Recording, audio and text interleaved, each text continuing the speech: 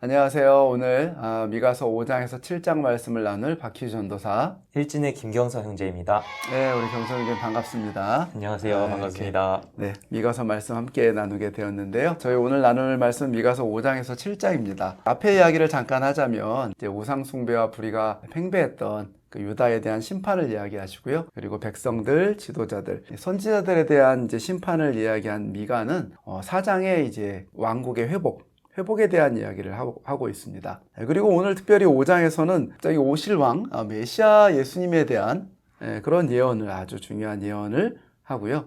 그리고 6장, 7장에서는 하나님께서 마치 법정에서 소송하시는 듯한 그런 모습으로 그들의 죄악을 따지시고 물으시고 회개하기를 촉구하는 그런 말씀이 나타나 있습니다.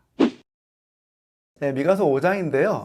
5장 1절은 사실 내용상 4장과 붙어 있는 부분입니다. 그래서 4장과 같이 읽어보시면 되겠고요. 2절부터 내용을 보면 되는데 2절에 왕으로 오실 메시아에 대한 그런 예언이 나와 있습니다. 우리 경섭 형제님 2절 한번 같이 읽어주시겠습니까? 베들레헴 아브라다야, 너는 유다 족속 중에 작을지라도 이스라엘을 다스릴 자가 네게서 네게로 나올 것이라. 그의 근본은 상고에 영원에 있느니라. 여기서 상고에라는 건 어떤 뜻인가요? 상고에는 사실 요즘 잘 안 쓰는 말이죠. 근데 찾아보면 아주 오래전에, 아주 옛날에를 이야기하는 겁니다. 그러니까 미가서 5장 2절에 나오는 그 이스라엘을 다스릴 자는 언제부터 있었던 분이 아주 태초부터 있었던 분이라는 거죠. 그러니까 태초에 영원전부터 계셨던 하나님이신 것을 이야기하고 있습니다. 뿐만 아니라 이제 4절에 보면 이분이 여호와의 능력과 위엄으로 다스릴 것이다 라고 이야기하고요.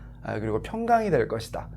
예수님은 평강의 왕으로 불리시는 분이시잖아요. 네. 그러니까 예수님을 가리킨다라는 게 너무나 명확한 그런 구절입니다. 그리고 여기서 아수르와 그리고 일곱 목자 여덟 군왕 얘기가 나오는데 이건 어떤 뜻들인가요? 네, 5절에 보면은 이 사람은 평강이 될 것이라 그러고 아수르 사람이 우리 땅에 들어와서 공들을 밟을 때 또 일곱 목자 여덟 군왕이 일으켜서 그를 치리니 이런 표현이 나와요. 마치 예언서처럼 이게 실제하는 인물처럼 이렇게 생각이 될 수 있는데 요거는 실제하는 인물이라기보다는 하나님의 백성을 대적하는 나라들, 아수르도 마찬가지고요.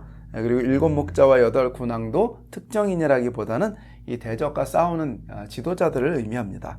그리고 7절, 8절에서 말하는 야곱의 남은 자라는 말이 반복이 되네요. 7절에 보면 야곱의 남은 자는 많은 백성 가운데 있으리니 이렇게 나오고요.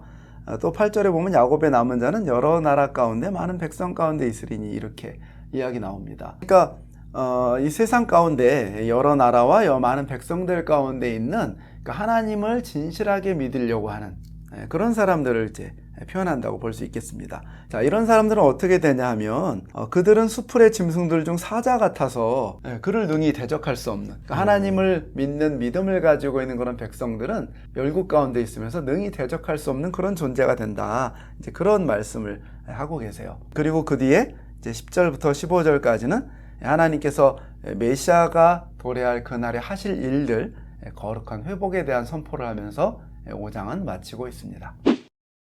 네, 자, 6장입니다. 6장에서 하나님께서는 이제 그들에게 정식으로 소송을 거세요. 그런데 증인으로 누구를 요청하시죠? 증인으로 산과 땅의 견고한 지대들을 요청한다고 돼 있는데 이건 사람이 아니지 않나요? 그렇죠. 사람이 아닌데 증인으로 요청을 하세요. 이제 그만큼 이스라엘 백성들 가운데 증인으로 삼을 사람이 없었을 수도 있겠지만 그러니까 하나님은 크신 분이시니까 그렇죠? 네. 이 자연, 움직일 수 없는 변하지 않는 산과 땅을 대상으로 증인으로 요청하시면서 그들에게 따지십니다. 내가 도대체 뭘 잘못했냐? 내가 한 것이라고는 너희들을 애굽 땅에서 구원해내고 또 모세나 지도자들을 보내서 그들을 인도한 것뿐이 아니냐 하면서 억울함을 이렇게 토로하시는 그런 장면이 나와요. 그런데 6절, 7절을 보면 백성들은 어떻게 하나님을 섬길 것인가 하면서 고민을 오히려 하고 있어요. 그랬더니 하나님께서 말씀하십니다. 내가 너희에게 요구하는 것이 뭔지 이미 말하지 않았느냐라고 이야기를 하세요. 그게 이제 미가서 6장 8절 말씀입니다. 사람아, 주께서 선한 것이 무엇임을 내게 보이셨나니 여호와께서 내게 구하시는 것은 오직 정의를 행하며 인자를 사랑하며 겸손하게 내 하나님과 함께 행하는 것이 아니냐. 아주 유명한 말씀이죠. 그렇죠? 네. 사람아, 주께서 선한 것이 무엇임을 내게 보이셨다는 거예요. 그러니까 하나님께서 무엇이 선한 것인가 하는 것을 이미 우리에게 보이셨다라는 거예요. 그러면서 여호와께서 우리에게 구하시는 것은 뭐냐?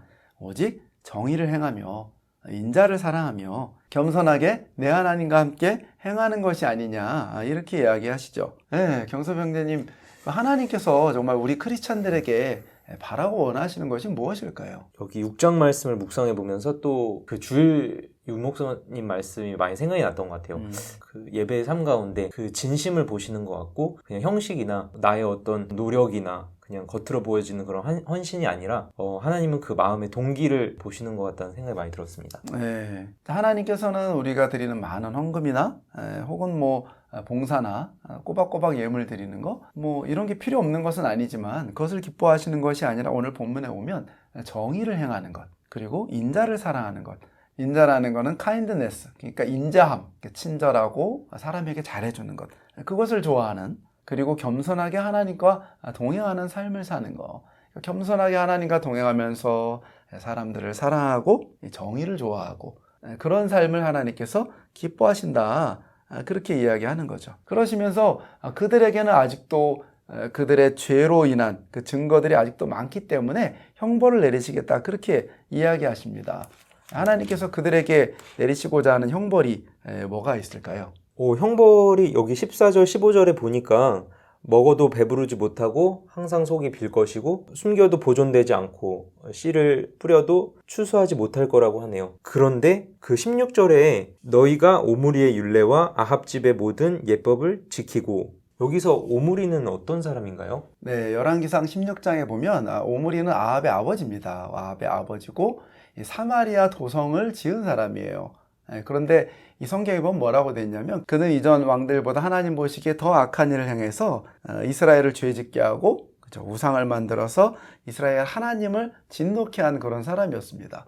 뿐만 아니라 그의 아들인 아합은 뭐 유명하죠. 이스라엘을 죄 가운데 몰아넣었던 그런 사람입니다. 그런데 그들의 행위를 그들이 본받고 있었기 때문에 하나님께서 망하게 하시겠다, 그렇게 하시면서 6장이 마무리가 됩니다. 네, 7장은 미가의 낙심과 그리고 탄식으로 시작이 되는데요.